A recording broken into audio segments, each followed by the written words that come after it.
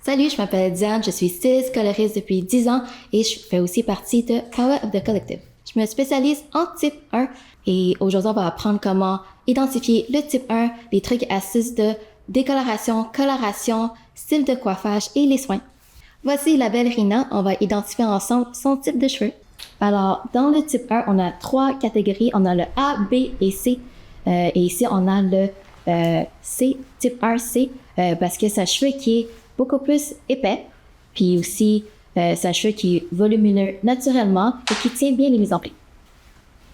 Alors la différence entre le type A, B, C, c'est que le type A, c'est un cheveu qui est super droit, plus fin, sans volume, et le type B, c'est un cheveu qui est un peu plus gros, qui a un léger volume et qui a juste une petite courbe au bout des pointes.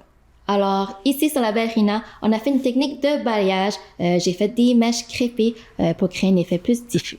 Alors, j'utilise toujours Metal Detox avant chaque coloration ou décoloration.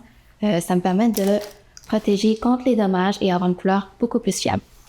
Alors, je sectionne oreille à oreille parce que je travaille toute la section de la tête en arrière tout en même temps.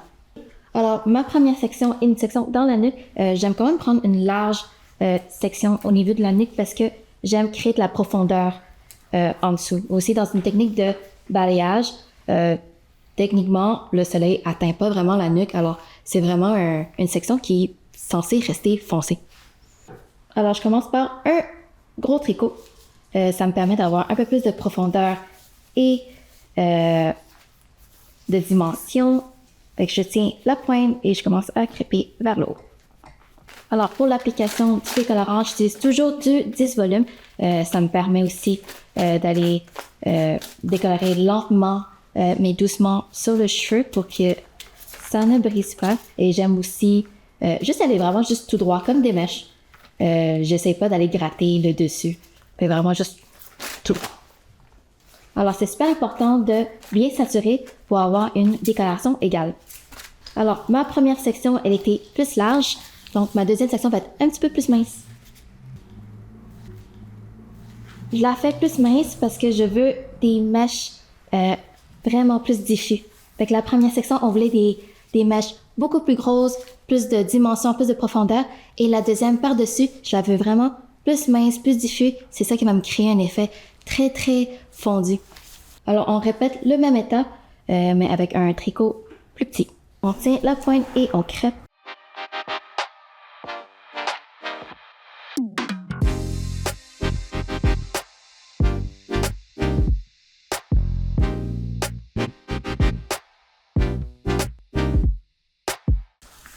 Alors, j'utilise toujours du 10 volumes, peu importe la base de couleur que j'ai. C'est un petit peu moins courant, mais je trouve que ça décolore beaucoup mieux que utiliser un peroxyde qui est un petit peu plus fort. Ça va aussi me permettre de contrôler ma décoloration aussi.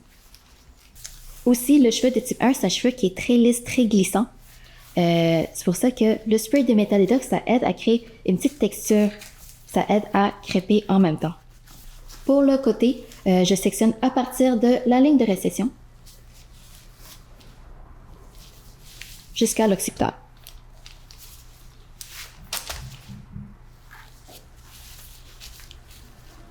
Alors, pour la section sur le côté, j'aime commencer par le contour. Alors, je commence par la première section au-dessus des oreilles.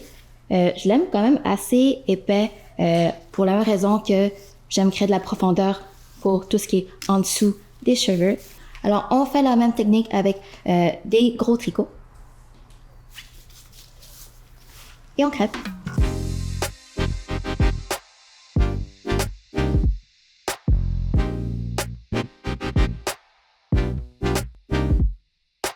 Fait que je fais une section beaucoup plus mince et je tricote un petit peu plus serré. Et on va juste crêper légèrement parce que je veux quand même garder l'impact des mèches devant.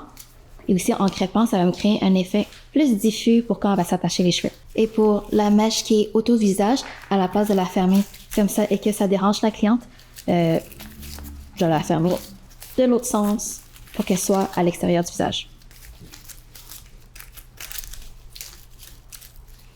Alors, après la décoloration, sur Rina, on a utilisé une coloration demi-permanente acide.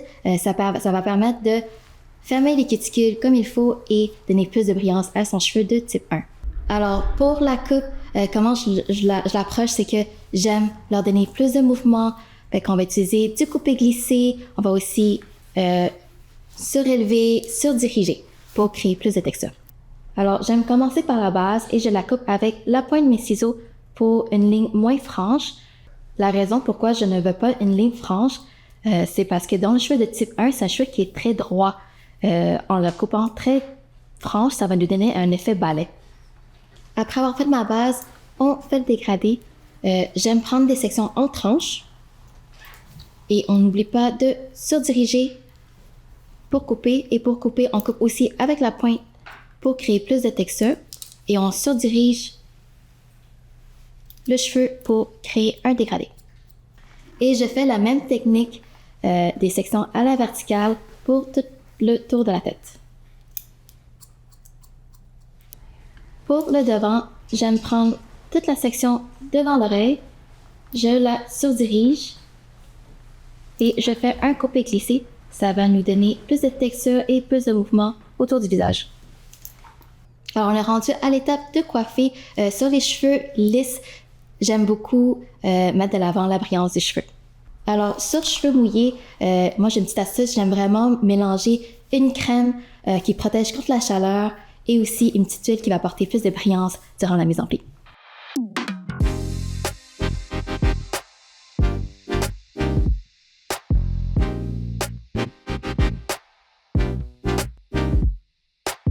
Alors, petit truc pour le cheveu de type 1, pour du volume, après avoir fini la mise en pli, quand le cheveu est encore chaud, j'aime déposer un petit rouleau en dessous du cheveu. Alors, avant de déposer, on surélève, surdirige.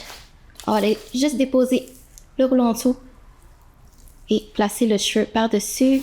Alors, on continue cette technique tout le contour de la tête.